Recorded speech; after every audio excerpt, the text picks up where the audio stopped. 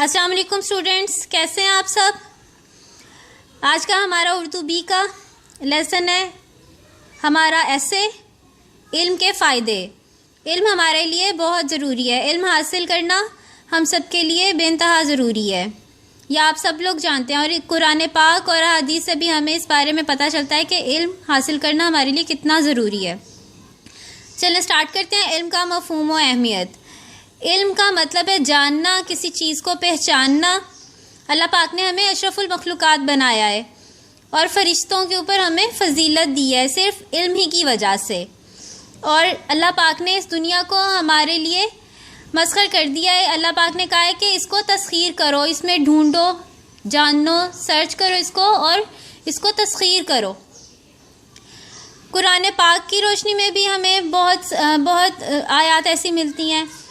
سب سے پہلے جو قرآن پاک کی وحی جو آپ نبی پاک صلی اللہ علیہ وسلم پر نازل ہوئی وہ تھی اقرا بسمی ربک الذی خلق، سورۃ علق کی 5 آیات، اور ان کا پہلا ورڈ تھا اقرا۔ اقرا کا مطلب ہے پڑھو۔ اسی طرح آپ نبی پاک صلی اللہ علیہ وسلم کو اللہ تعالیٰ نے دعا سکھائی، قل ربی زدنی علما، یعنی اے رب میرے علم میں اضافہ فرما۔ اسی طرح احادیث مبارکہ سے بھی ہمیں علم کی فضیلت کے بارے میں پتہ چلتا ہے۔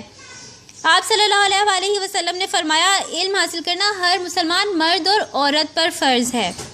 جو شخص علم حاصل کرنے کی راہ اختیار کرتا ہے، اللہ تعالیٰ اس کے لیے جنت کی طرف جانے کا راستہ آسان کر دیتے ہیں۔ پھر آپ نبی پاک صلی اللہ علیہ وسلم نے فرمایا کہ علماء نبیوں کے وارث ہیں۔ اسی طرح بتایا کہ پنگورے سے لے کر قبر تک علم حاصل کرو، یعنی آپ نبی پاک صلی اللہ علیہ وسلم نے متعدد بہت بار علم حاصل کرنے پر زور دیا۔ اسی طرح صحابہ کرام نے بھی علم کے بارے میں ہمیں بتایا۔ حضرت علی کا قول ہے کہ آپ نے علم کے بارے میں فرمایا کہ ہم اللہ تعالیٰ کی اس تقسیم پر راضی ہیں کہ اس نے ہمیں علم عطا کیا اور جاہلوں کو دولت دی، کیونکہ دولت تو عنقریب فنا ہو جائے گی، علم کو کبھی زوال نہیں ہے۔ دولت تو ختم ہو جانی ہے، لیکن علم ایک ایسی دولت ہے جسے کوئی بھی چھین نہیں سکتا۔ الہی، اس کا علم حاصل کرنے کا ایک بڑا فائدہ یہ ہے کہ معرفت الہی، اللہ تعالیٰ کا قرب حاصل ہوتا ہے ہم جان سکتے ہیں، ہم صحیح غلط کی پہچان کر پاتے ہیں۔ شیخ سعدی فرماتے ہیں، بے علم نتواں خدا را شناخت، یعنی جاہل شخص خدا کو نہیں پہچان سکتا۔ جو جاہل ہوگا وہ اللہ پاک کو نہیں جان سکتا، اور جس کے پاس علم ہوگا وہ اس کوشش میں رہے گا کہ یہ دنیا کس طرح بنی، یہ کیا طریقہ ہے، کس طرح سے سورج نکلتا ہے، کس طرح سے رات ہوتی ہے، ہم سب کیسے اپنی زندگی گزار رہے ہیں۔ انسان جب یہ علم حاصل کرتا ہے تو اس کو یہ سب باتیں معلوم ہوتی ہیں۔ مقصد حیات، ہمارا مقصد حیات کیا ہے، ہماری زندگی کا مقصد کیا ہے، یہ ہمیں علم سے پتہ چلتا ہے۔ علم کے ذریعے انسان یہ معلوم کرتا ہے کہ اس کی زندگی کا اصل مقصد کیا ہے۔ اللہ تعالیٰ نے اس کائنات میں اسے بے مقصد نہیں پیدا کیا ہے اور اشرف المخلوقات بنایا، اپنا خلیفہ بنایا دنیا پر۔ قرآن کے مطابق انسانوں اور جنوں کو اللہ تعالیٰ نے اپنی عبادت کے لیے پیدا کیا ہے کہ ہمارا کام ہے ہمیں اللہ کی عبادت کرنی ہے، اور یہ اسی صورت میں ہو سکتا ہے کہ ہم لوگ علم حاصل کریں اور ہمیں معلوم ہو کہ ہمیں کیا ضروری ہے، ہمارے لیے کیا اچھا ہے، کیا صحیح ہے، کیا غلط ہے، کیا حق ہے، کیا باطل ہے، اور کس طرح سے ہم جو ہیں اپنے اللہ کو پا سکتے ہیں، اس کی قربت حاصل کر سکتے ہیں، دنیا میں کس طرح سے اچھی زندگی گزار سکتے ہیں۔ ہماری دماغ کی جو پوشیدہ صلاحیتیں ہیں وہ ہم علم کی وجہ سے ہی انہیں اپنے بروئے کار لا سکتے ہیں، اپنی زندگی میں ان سے فائدہ حاصل کر سکتے ہیں۔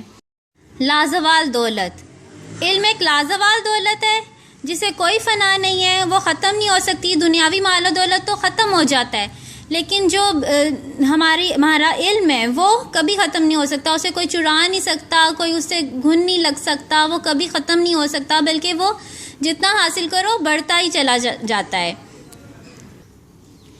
جو دنیاوی دولت ہوتی ہے وہ تو انسان کو سکون نہیں پہنچا پاتی ہے، لیکن جو علم کی دولت ہوتی ہے اس سے انسان کی روح کو سکون حاصل ہوتا ہے۔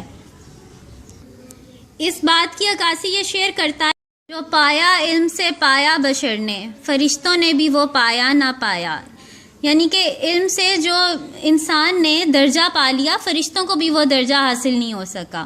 فرشتوں پر برتری دی اللہ پاک نے علم کی بدولت انسانوں کو. اگلی ہیڈنگ ہے حقیقی قدر و منزلت. اب علم کی بدولت جو ہے انسان کو صحیح معنوں میں قدر و منزلت ملتی ہے، یعنی اس کی عزت کی جاتی ہے، اس کو تکریم حاصل ہوتی ہے، لوگ اس کو ہر جگہ پہ عزت دیتے ہیں. اسی طرح ایک واقعہ ہے مشہور، ایک خلیفہ ہارون رشید تھے. انہوں نے ایک دفعہ دیکھا کہ ان کے 2 بیٹے مامون اور امین ایک بات کے اوپر جھگڑ رہے ہیں کہ کون اپنے استاد کے جوتے اٹھائے گا. آخر کار کون اپنے استاد کے جوتے اٹھائے گا؟ استاد نے کہا کہ آپ دونوں ایک ایک جوتا اٹھا لائیں. اگلے دن ہارون رشید جو تھے انہوں نے اپنے دربار میں پوچھا کہ کون سب سے زیادہ عزت کا حقدار ہے، تو سب نے کہا کہ آپ.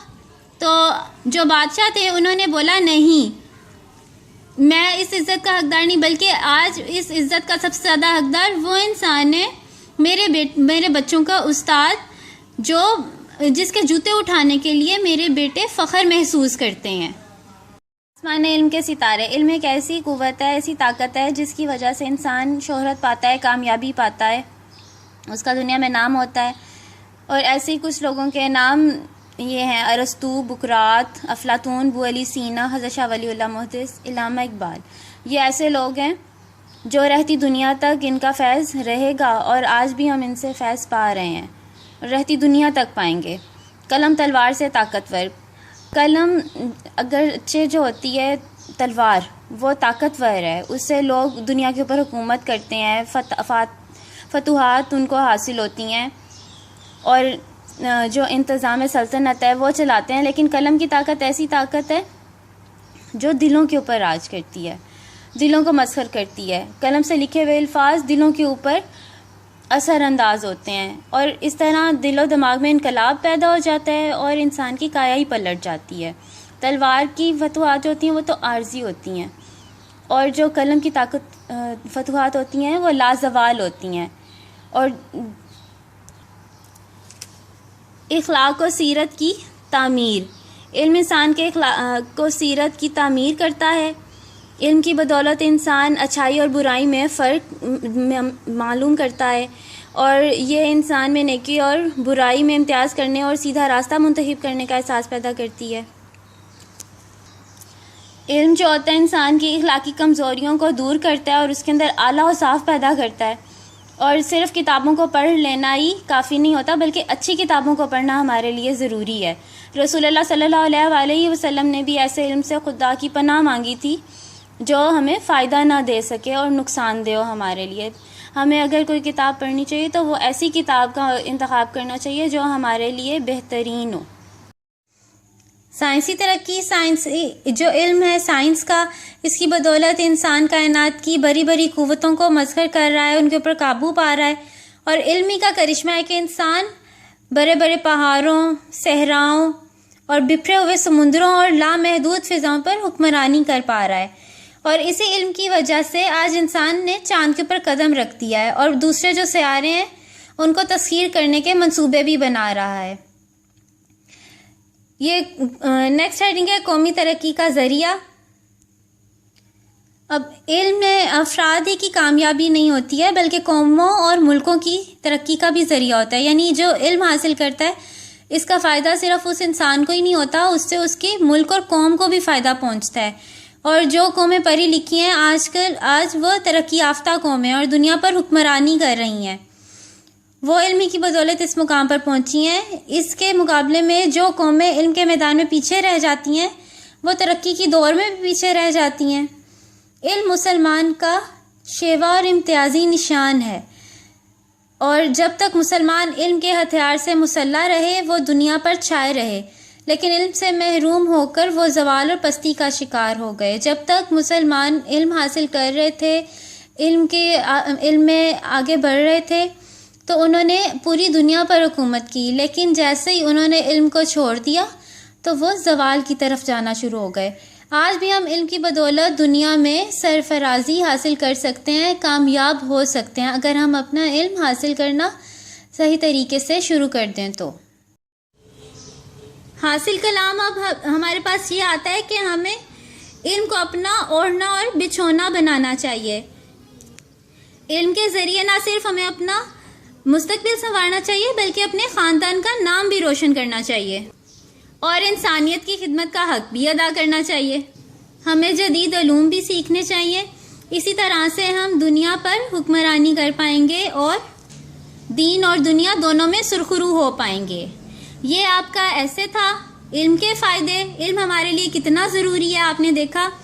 آپ لوگ بھی اچھے سے علم حاصل کریں. اللہ پاک آپ کو توفیق دیں. یہ آپ نے اچھے سے یاد کرنا ہے, اس کی لرننگ کرنی ہے اور اپنا خیال رکھیے گا. اللہ حافظ.